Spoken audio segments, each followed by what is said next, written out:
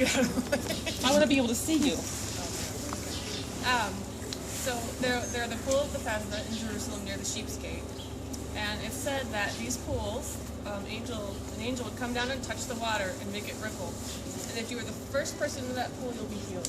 And that's how the story starts. So around these pools, there's always crowds and crowds of people because who wouldn't want to be healed, right? So one day there's a man who's been invalid for about 38 years, and Jesus walks up to him and says, "Would you like to be healed?" And he says, "But I can't get to the pool first. There's no one to carry me. I'm never the first one." And Jesus says, "Well, you are healed. Get up, take your bedroll and leave and go home." So he does as he says. He gets up, he takes his bedroll, he starts walking home. Well, of course, the Jewish leaders see this and say, wait, it's Sabbath. Hold on here, what are you working for?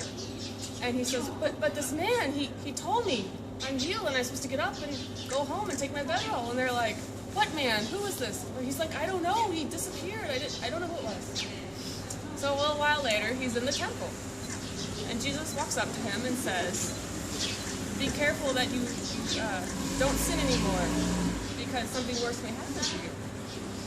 And once he realizes who this person is that healed him was Jesus, he goes and he tattles up to the leaders of the Jewish temple and says, it was Jesus is the one who healed him. He's over here. So they come over, and this is the part that I have to get it straight in my head. Jesus says to them, or they say, how could you do this? How could you heal a man on the Sabbath? And he says, well, my Father works on the Sabbath, why should not?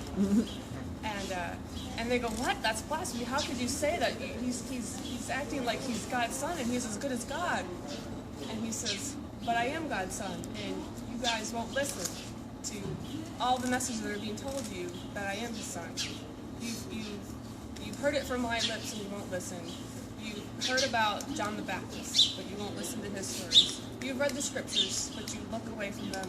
And you see all the miracles, and you've heard all the miracles, and you don't listen. You're not ready to come and have eternal life and believe in me.